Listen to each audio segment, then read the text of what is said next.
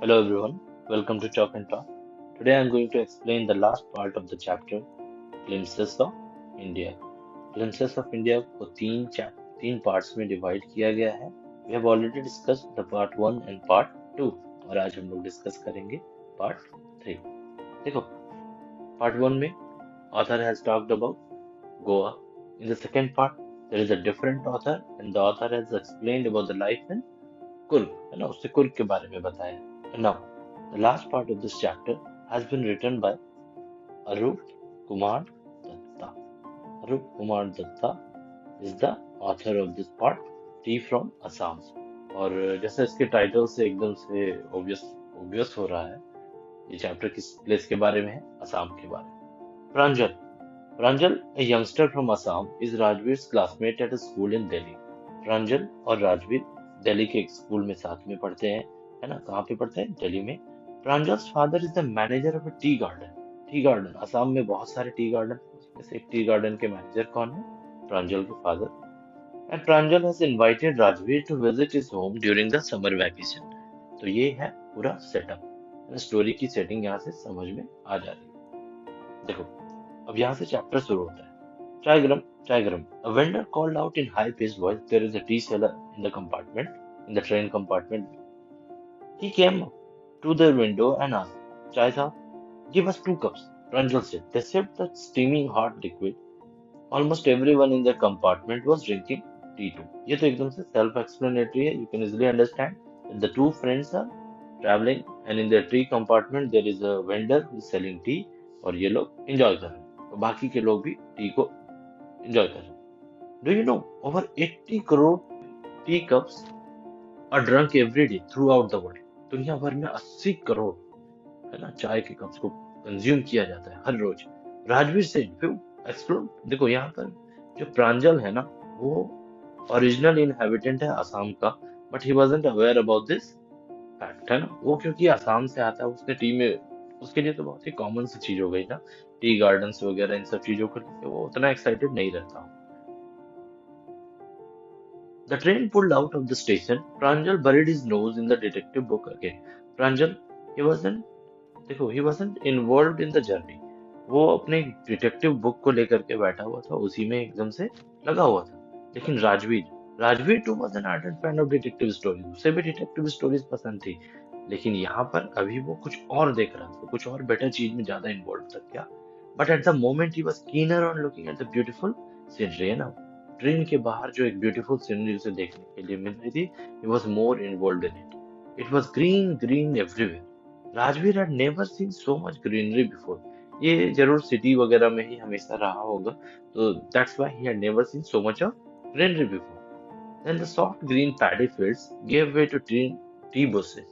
It was magnificent view against the backdrop of densely wooded hills. A sea of tea bushes. Sea of tea bushes जो हो गया ना, ये थोड़ा सा यहाँ पर बताने की कोशिश की जा रही है कि दूर दूर तक बस क्या दिख रहा था?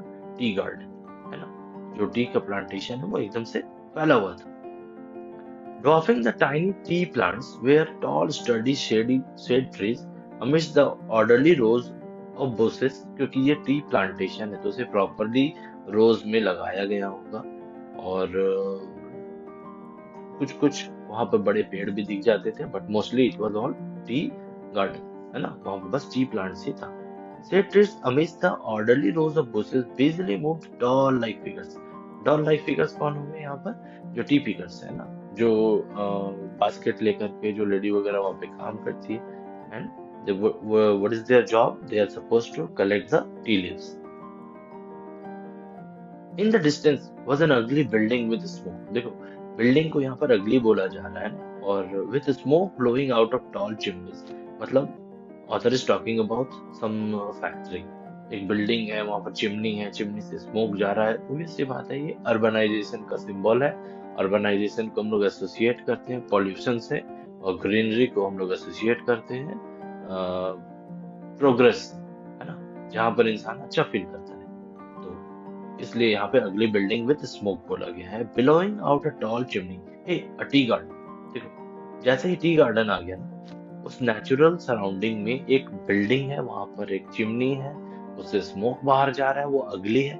और बाकी का जो पोर्शन है वो बहुत ही ब्यूटीफुल है। मतलब क्यों ब्यूटीफुल है? Because it is all natural, tea garden है वहाँ पे। Rajveer cried excitedly. Pranjal, who had been born and brought up on a plantation. प्रांजल के तो फादर ही टी गार्डन के एक मैनेजर थे, तो ऑब्वियसली उसके लिए भी ये कुछ बहुत नया नहीं था, है ना? He wasn't as excited as Rajveer. देखो, oh, this is the tea country now, he said. Assam has the largest concentration of plantation in the world. Rajveer ने वहां पर एकदम से टी प्लांटेशन, इन सब चीजों, असम के बारे में रिसर्च किया हुआ है। Largest concentration of plantations in the world. You will see enough gardens to last you a lifetime. I have been reading as much as I could about tea. अब राजवीर यहाँ पर बता रहा है उसे ना कि मैंने टी के बारे में जितना ज्यादा हो सकता है उतना ज्यादा जो डेटा है वो कलेक्ट किया है। No one really knows who discovered tea but there are many legends.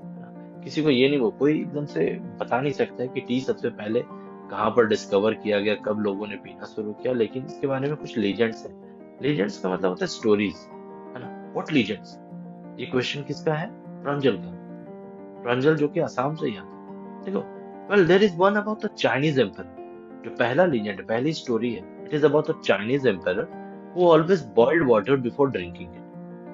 One day, a few leaves of the twigs burning under the pot fell into the water. एक बार जब ये चाइनीज एम्परर, पता नहीं ये emperor कैसा था, ये खुद ही अपने पानी को उबाल करके पीता था, इसके पास बॉईल करने के लिए लोग नहीं होंगे, तो whatever be the reason.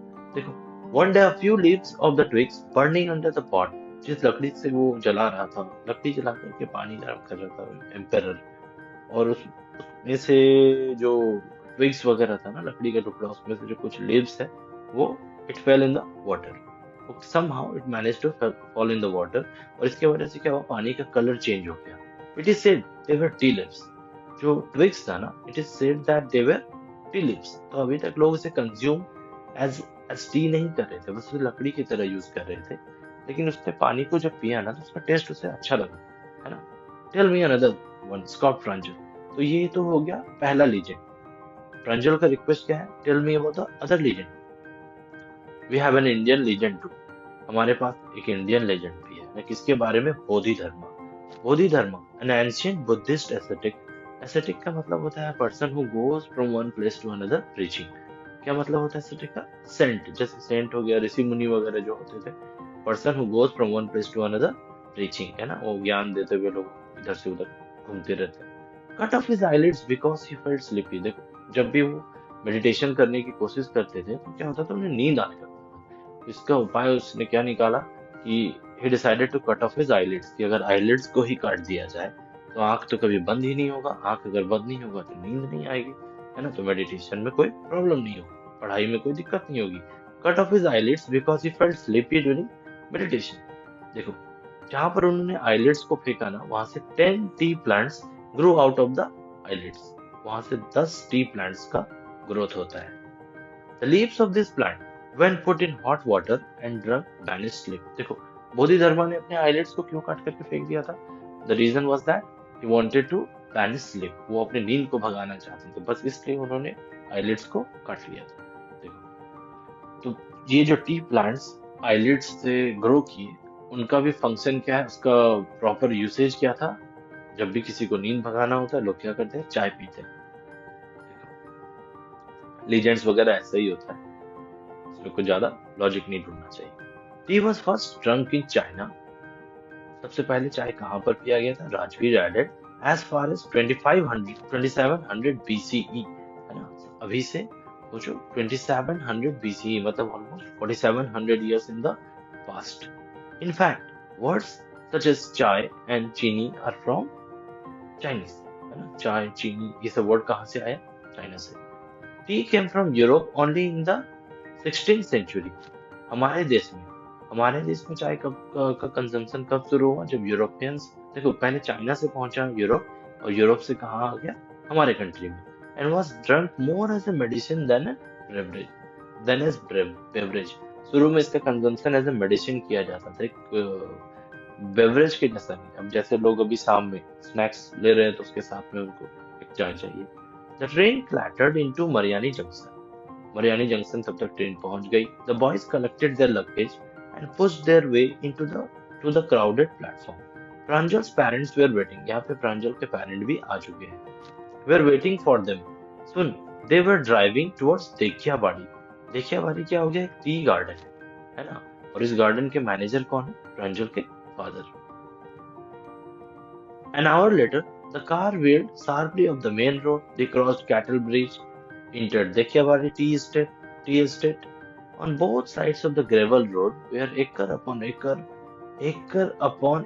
of tea bushes. मतलब जो टी गार्डन सोचो उसका साइज कितना हुआ, दूर दूर तक, जहां तक लोग देख सकते हैं, जहां तक लोगों की नजर जाएगी, वहां पर क्या था? सिर्फ और सिर्फ T bushes. All neatly pruned to the same height. एकदम से एक ही साइज में, एक ही शेप में सबको काटा हुआ, काट छाट करके, प्रूनिंग करके. प्रूनिंग का मतलब होता है ट्रिम करना. Trim to the same height. Group of tea pluckers with bamboo baskets on their back, wearing plastic aprons, doll-like figures जो टी लीव्स को कलेक्ट कर रही थी वहां पर ना. those were actually people, है ना, वो जो लोग टी गार्डन में काम करते हैं, बास्केट पीछे लगा करके, और टी लीव्स को सेलेक्ट कर करके वो लोग क्या करते हैं? जमा करते हैं. Bamboo baskets on their way, wearing plastic aprons, were plucking the newly sprouted tea leaves. देखो, जो newly sprouted leaves है ना, उसका अलग वैल्यू होता है. Pranjal's father slowed down to allow a tractor pulling a trailer load of tea leaves. इतना ज्यादा वहां पर फार्मिंग की जाती है, ठीक है, सोचो कि ट्रैक्टर्स भर करके, एकदम से ट्रेलर भर भर करके बस टी ले जा रहा है, और इसका कंजम्पशन भी हो जाता है. Now, now, this is the second plus or sprouting period, isn't it, Mr. Barwa? Mr. Barwa कौन है? ये राजवीर के फादर है ना, सॉरी, प्रांजल के फादर है. तो राजवीर प्रांजल के फादर से क्या पूछ रहा है? उन्हें एक तरह से बता रहा है, अपनी नॉलेज के बारे में बता रहा है. This is the second plus. ये जो टी का प्रोडक्शन यहाँ पर हो रहा है, अभी जो फार्मिंग हो रही है, ये तो सेकेंड प्लस है ना, सेकेंड हार्वेस्ट है. प्लस का मतलब यहाँ पर क्या हो गया? Harvest. It last from May to July and yields the best tea. कब से कब तक चलता है? मई से जुलाई तक का जो चाय की जो खेती होती है, जो हार्वेस्ट होता है, it is considered to be the best one. You seem to have done your homework before coming, Pranjal father said, है ना. प्रांजल फादर समझ गए कि इस बच्चे ने यहाँ आने के पहले पूरा रिसर्च विसर्च किया हुआ है. Yes, Mr. Barwa, Rajveer admitted, but I hope to learn much more while I am here. हाँ, मैंने अपना होमवर्क तो किया है, लेकिन अब जब मैं यहाँ आ गया हूँ तो I believe that I will get to learn much more. किसी भी जगह पे पहुंच करके हम लोग ज्यादा कुछ सीखते हैं, है ना. So, what is the theme of this chapter? Obvious सी बात है, Glimpses of India चैप्टर का ये थर्ड पार्ट है. यहाँ पर क्या है? इंडिया के अलग अलग, इस चैप्टर का पर्पस ये है इंडिया के अलग अलग हिस्से के बारे में बताना, है ना, पार्ट पार्ट वाइज करके. तो सबसे पहले हम लोगों ने बेकर फ्रॉम गोवा में गोवा के बारे में पढ़ लिया. दूसरा चैप्टर कुर्ग में हम लोगों ने कुर्ग के बारे में जाना. And this one is about Assam, T from Assam, cultural significance of T, है ना. हमारे कंट्री में ऑब्वियस सी बात है, जो टी का सिग्निफिकेंस है बहुत ज्यादा बढ़ चुका है. कोई घर पे मेहमान आता है, हम लोग कहीं पर जाते हैं तो एक्सपेक्ट करते हैं कि चाय मिलना ही है. Curiosity and learning. राजवीर का जो बिहेवियर है ना, वो बहुत ही पॉजिटिव बिहेवियर है. वो चीजों को सीखना चाह रहा है ना, वो जानना चाह रहा है, नई चीजों को जानना चाह रहा है. तो ये उसके इंथुजियाज्म को दिखाता है, एक्साइटमेंट को. This is the summary of the same chapter that we discussed right now. इसे अपने नोट्स वगैरह में यूज कर सकते हो. पर हम लोगों ने लाइन बाय लाइन पूरे चैप्टर को डिस्कस किया तो कुछ खास नहीं है, but you can still use it in your notes. Vocabulary पर देख लेते हैं. वेंडर का मतलब क्या होता है? जो बेचने वाले आते हैं ना, जैसे T vendor, a person who sell goods.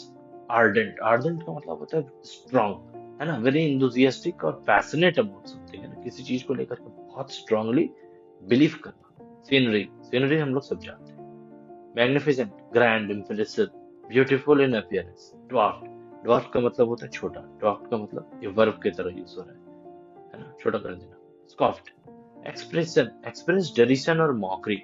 Laughed, है ना. स्कॉफ्ड का मतलब किसी चीज को लेकर के जब लोग पसंद नहीं आती ना, तो उनका जो रिएक्शन होता है ना, डिराइड करने वाला थोड़ा सा होता है, यार फालतू बात मत कर, दूसरी बात बता.